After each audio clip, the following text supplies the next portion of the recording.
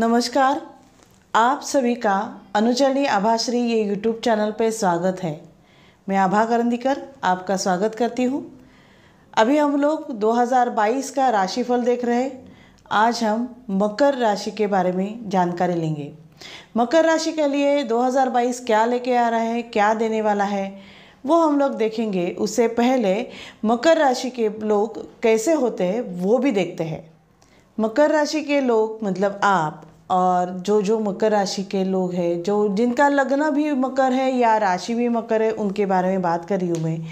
वो बहुत दीर्घोद्योगी रहते हैं। मतलब वो एक जगह पे बैठते ही नहीं है कि इतना काम करने की एनर्जी उनमें बहुत रहती है। मन और सब शरीर दोनों भी बहुत काम करते रहते हैं। महत्वाकांक्षी रहते हैं, कुछ पाना चाहते हैं, कुछ पाने के लिए बहुत काम करने का या कष्ट करने का उन्हें बिल्कुल दुख नहीं होता। वो ऑल टाइम एवरग्रीन रहते हैं, ऐसे हम लोग बात करेंगे कि कभी कभी लेकिन अचानक से अस्वस्थ हो जाते हैं, निराश हो जाते हैं। इस तरह से दोनों भी कॉम्बिनेशन मकर राशि के लोगों में दिखाई देते हैं। आत्मकेंद्री बहुत रहते हैं।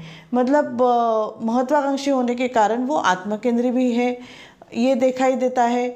और जो भी काम करने का तरीका रहता है वो एक सिस्टमेटिक रहता है। मतलब उनका प्लानिंग और मैनेजमेंट बहुत अच्छा रहता है।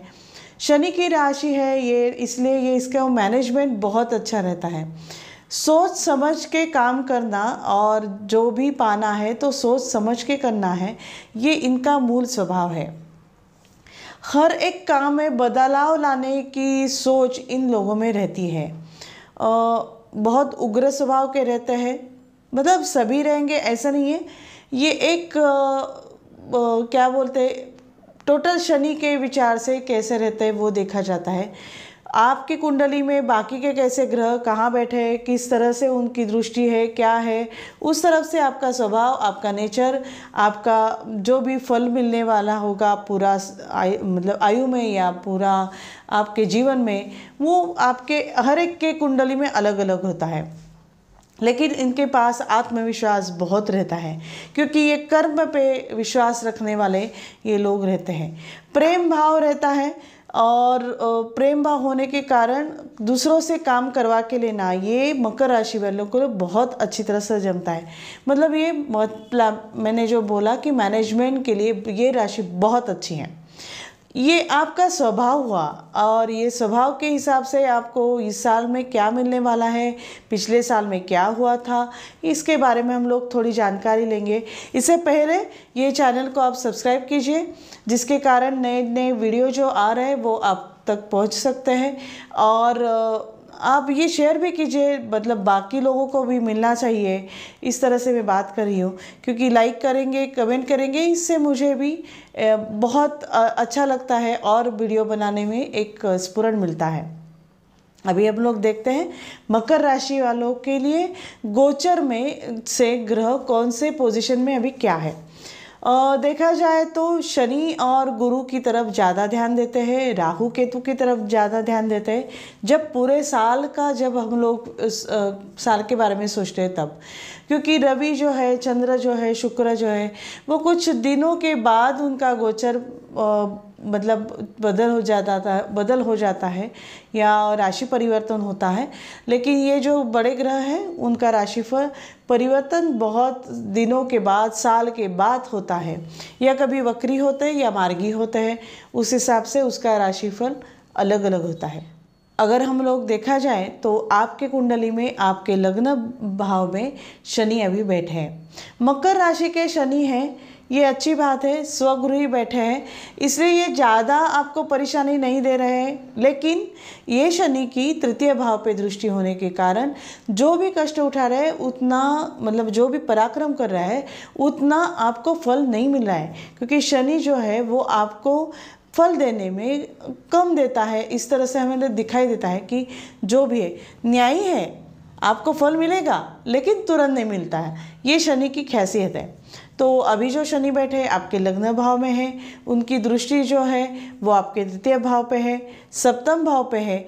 मतलब आप आपके लाइफ पार्टनर से या किसी भी पार्टनर से न्याय की बात करते होंगे आप, या कुछ ऐसी लीगल बात करते होंगे। तो ऐसा मत कीजिए, क्योंकि ये टेम्पररी फेज़ है। और उसके बाद शनि की जो 10वीं दृष्टि है वो आपके कर्म भाव पे, दशम भाव पे आ रही है। इसलिए आपके काम में, मतलब नंबर ऑफ प्रोजेक्ट या जो भी काम जो आप नौकरी कर रहे हैं, वहाँ का कष्ट ज़्यादा उठा रहे हैं, लेकिन काम का फल ज़्यादा नहीं मिल रहा है। ये हमें दिखाई देता है जब शनि लग्न भाव में बैठे हो। न्यायी है, आपको फल देने ही वाला है, क्योंकि शनि मकर राशि के बाद आती है कुंभ राशि, और जहां अप्रैल के बाद शनि आपके मूल त्रिकोण राशि आपके धन भाव में जाने वाले हैं। उसके बाद क्या देखेंगे, अभी हम लोग गोचर में देख रहे हैं, अभी पोजीशन में गुरु कहाँ बैठे हैं, तो गुरु आपके द्वितीय भाव में बैठे हैं, जो अभी नवंबर के बाद आए हैं इधर कुंभ राशि में। वहाँ से वो कहाँ देख रहे हैं, तो वहाँ से आपके छठे भाव पे देख रहे हैं। तो आपके यहाँ जो भी नौकर चाकर होंगे, या आपकी नौकरी के काम प्रॉब्लम होगा, या आपके स्वास्थ्य के बारे में जो भी है, तो गुरु वो सब संभाल के रहे। आपके मातुल घराने में कुछ प्रॉब्लम रहा होगा, तो उनसे भी गुरु निपट रहे हैं। तो गुरु जो है वो आपको उस जगह से, मतलब जहाँ पे उनकी दृष्टि है, वहाँ जो भी रहता है उसे आसानी से उस प्रॉब्लम से निकाल लेते हैं। इसलिए स्वास्थ्य के लिए आपको बहुत ज़्यादा तकलीफ नहीं उठाई होगी। नवंबर की बात के बाद करियो, जब गुरु आपके धन भाव में आए। गुरु की आपके दशम भाव पे दृष्टि है, इसलिए आपके पास काम तो है।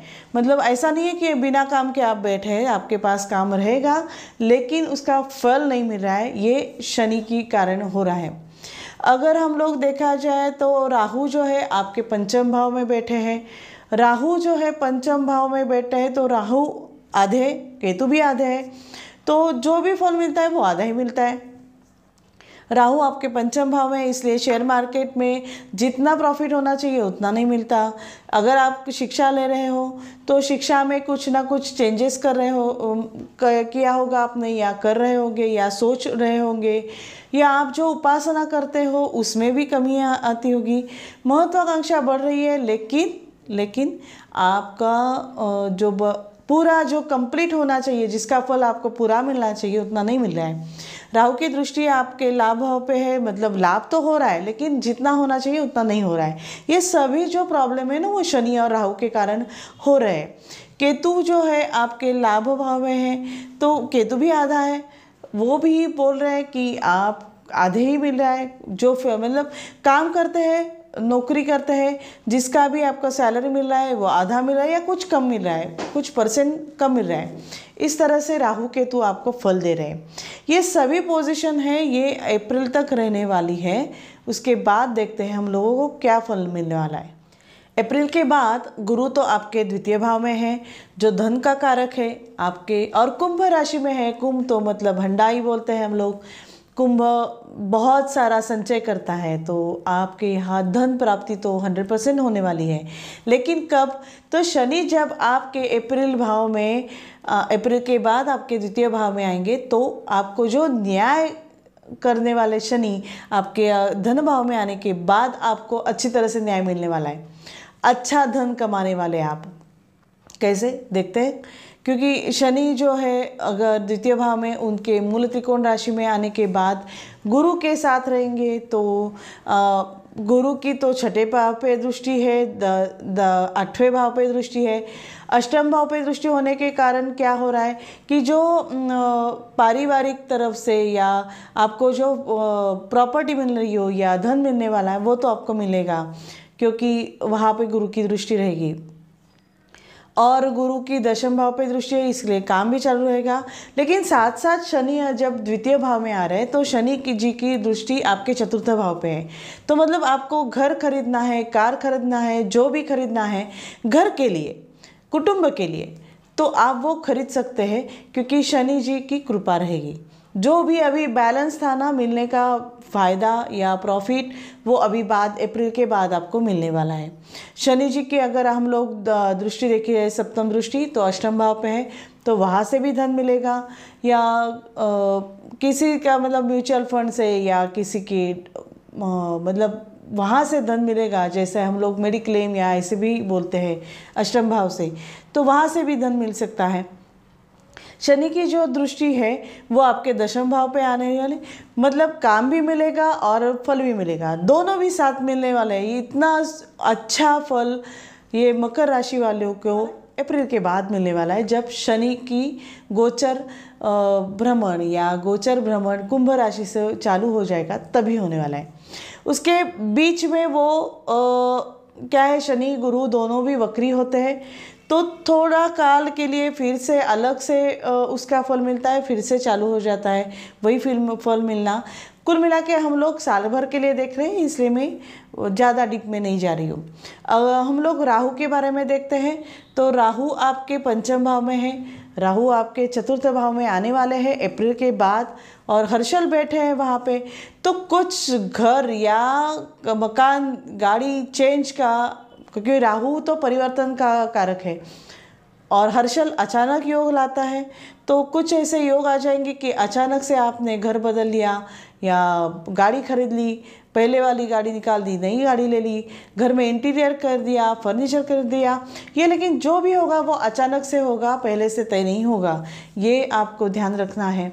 केतु भी आपके दशम भाव में आ रहे हैं, तो आपका कर्म भी थोड़ा अध्यात्म की ओर जाएगा, ऐसा मुझे लगता है, क्योंकि कर्म भाव में केतु आ रहा है। केतु अध्यात्म के कारण है, लेकिन वो कैसे देखिए, वहाँ पे शनि की दृष्टि है और गुरु की दृष्टि है, साथ में केतु की भी है, तो आध्यात्मिक भी आपको मतलब आध्यात्मिक की ओर भी आप जा सकते हैं। कुल मिला के देखा जाए तो यात्रा भी बहुत हो सकती है। कर्मकांड मतलब पूजा अर्चा ज़्यादा नहीं मैं बोल रही हूँ, जहाँ दर्शन लेना, कुछ सत्पुरुषों के साथ मिलना, इस तरह का योग आपके जीवन में अभी आने वाला है, लेकिन अप्रैल के बाद। अप्रैल तक आपको शांत रहना है, जहाँ से आपका पैसा अटका हुआ है रहने दीजिए, थोड़ा संभल के रहिए, वेट एंड वॉच, आपको फल पक्का मिलने वाला है। मकर राशि के लिए एक बात और ध्यान रखनी है कि शनि की दृष्टि आपके छठे भाव पे होने के कारण, जो लग्नेश है उसकी ही दृष्टि आपके छठे भाव पे होने के कारण संधिवात या जो भी आपका स्वास्थ्य का प्रॉब्लम होगा उसकी तरफ आपको ध्यान देना पड़ेगा। शनि जो बोलते हैं कि आपको ध्यान देना ही है, क्योंकि ऐसे ही मजाक में आपके स्वास्थ्य से मजाक नहीं करना चाहिए, शनि जी को बिल्कुल पसंद नहीं है। तो शनि महाराज के कारण, दृष्टि के कारण आपको स्वास्थ्य की तरफ बहुत ध्यान देना है, काम बहुत करना है, फल अच्छा मिलने वाला है, चेंजेस आने वाला है, उसके साथ साथ आपको स्वास्थ्य पे बहुत ध्यान देना है। स्वास्थ्य अच्छा रहेगा, मन अच्छा रहेगा, स्वास्थ्य अच्छा है तो मन अच्छा है, मन अच्छा है तो आप अच्छा काम कर सकते हैं, काम अच्छा करेंगे तो धन अच्छा प्राप्त कर सकते हैं, धन अच्छा कमाएंगे तो घर में और सब में खुशी ही रहती है, ऐसा दिखाई देता है। इसके साथ आध्यात्मिक की ओर रहिए, नामस्मरण करते रहिए, मन स्वास्थ्य भी मन स्वास्थ्य का भी ध्यान रखिए। कुल मिलाकर मकर राशि के लिए 2022 बहुत अच्छे आने वाला है अप्रैल के बाद, और आपके लिए और आपके कुटुंब के लिए ये साल शुभकारक हो, यही प्रार्थना करती हूँ। एक बात मैं और आपको शेयर करना चाहती हूँ कि यही चैनल पे आपको योगा और आपकी राशि के हिसाब से कौन से योगासन करने चाहिए, ये आपको इस चैनल पे दिखाई देगा या वीडियो मिलेगा, वो आप ज़रूर देखिए, प्राणायाम कीजिए और योगासन कीजिए, जिससे आपका स्वास्थ्य बहुत अच्छा रहेगा। तो हम आगे के लिए मिलते हैं। मैं आपसे आज्ञा लेती हूँ। धन्यवाद।